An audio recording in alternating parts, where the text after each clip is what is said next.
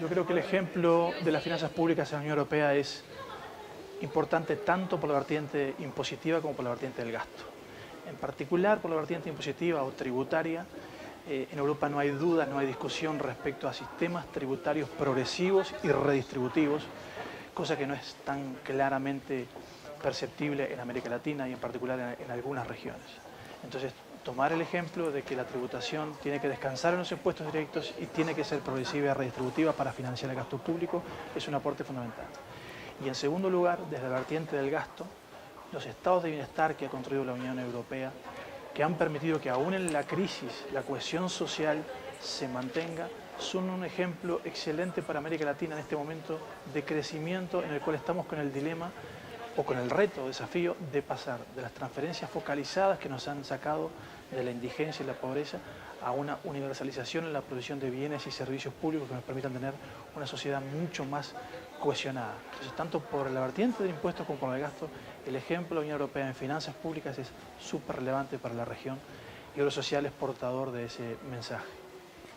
América Latina ha hecho un esfuerzo fiscal muy importante, un esfuerzo recaudatorio muy importante. Eso hay que tenerlo presente, pero no es suficiente. Queda mucho margen para trabajar en la imposición sobre la renta.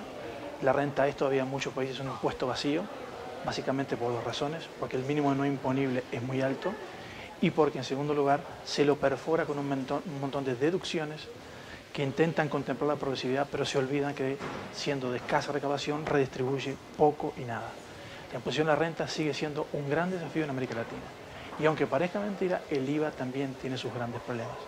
Ya no se admite tener una tasa diferencial en IVA, porque si bien es cierto que el consumo de los bienes y servicios grabados con tasas diferenciales o mínimas pesa más relativamente el consumo de los deciles más pobres, en términos absolutos, quienes más lo pagan son los deciles más ricos. Entonces hay una fuga de perdón ahí.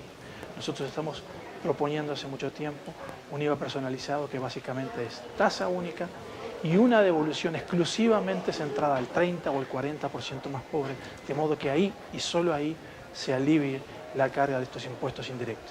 Yo creo que Uruguay ha manejado muy bien dos etapas. La primera, a la salida de la crisis, ha utilizado intensamente y focalizando bien las transferencias monetarias.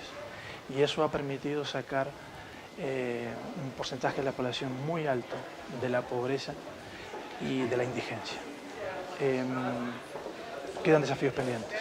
Todavía hoy, 1 de cada 4 niños es pobre en Uruguay, pese a que la tasa de pobreza sea apenas superior al 10%.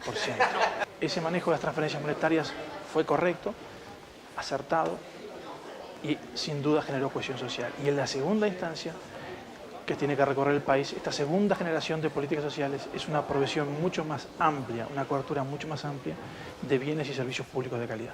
La educación y la salud están ganando peso relativo en el gasto público social de Uruguay. Tiene que continuar ese camino y tiene que mejorar la calidad de dicho gasto.